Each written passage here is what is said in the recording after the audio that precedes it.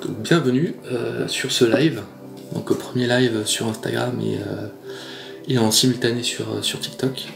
Là c'est nouveau conseil, le troisième, pas d'écran pendant le repas, pendant les repas. Qu'est-ce que vous en pensez de ça? Est-ce que vous le faites chez vous? Ça nous est arrivé d'avoir le problème parfois, mais voilà, on s'est dit qu'à un moment donné, ça a impacté notre vie de famille, notre communication et tout ça, donc on a mis de côté complètement. Comment consommez-vous les écrans pendant l'heure des repas? De l'autre côté, est-ce que vous voulez réagir par rapport à ça? Il n'y a pas de mauvaise réponse, on n'est pas là pour taper sur les gens. On est là justement pour voir un peu quels sont les usages, un peu de manière générale, chez tout le monde. Nanou nous dit sur TikTok que son téléphone est à côté d'elle pendant le repas. Eh bien, j'avais tendance à faire ça aussi. C'est très invasif. Et on se rend vite compte qu'on coupe tout lien social. L'heure du repas est un moment important pour le lien social. Et pour les enfants, c'est un moment important pour apprendre les coutumes, comment bien se tenir à table, comment se comporter à table.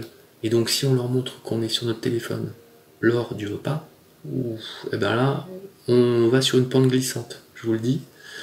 Donc, préconisation. Pas d'écran pendant les repas, même en fond sonore. C'est-à-dire beaucoup de personnes mettent la télé en fond sonore, comme un peu a l'air de dire Anne-Christelle.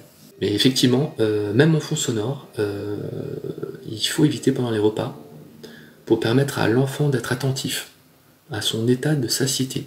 Est-ce que vous comprenez ça? Est-ce que ça vous dit quelque chose? Que s'il y a un fond sonore, que s'il y a une télé, on n'est plus centré sur nous-mêmes. La télé, même juste en fond sonore, va empêcher l'enfant d'être attentif à son état de satiété. Alors ça, c'est important. Vous en pensez quoi? En fait, ça c'est très important. Je sais pas comment vous voyez ça, mais vous vous rendez compte? Et ça, c'est quelque chose qu'on a perdu depuis... je pense qu'on a perdu un peu on a perdu cette notion d'écouter notre corps et notre état de satiété. Et les écrans ont un impact sur le facteur d'obésité en fait.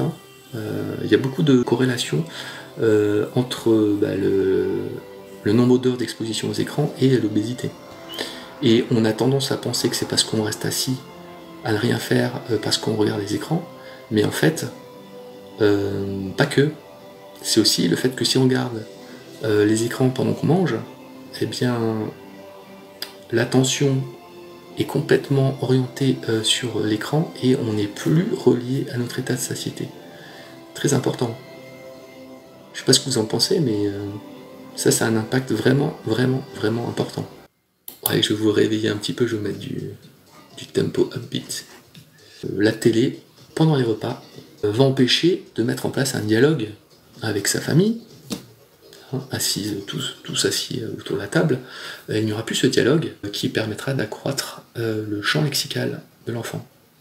Alors certains vont dire oui, mais souvent, par exemple si on regarde les informations, souvent ça permet d'avoir un sujet de conversation et tout le monde peut discuter autour de la table.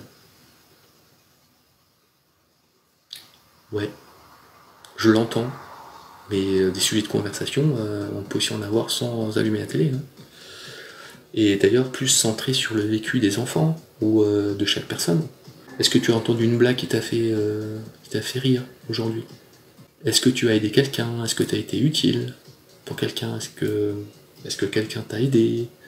Est-ce que tu t'es bien amusé avec quelqu'un aujourd'hui? Toi, en fait, inciter sur les relations humaines, quoi.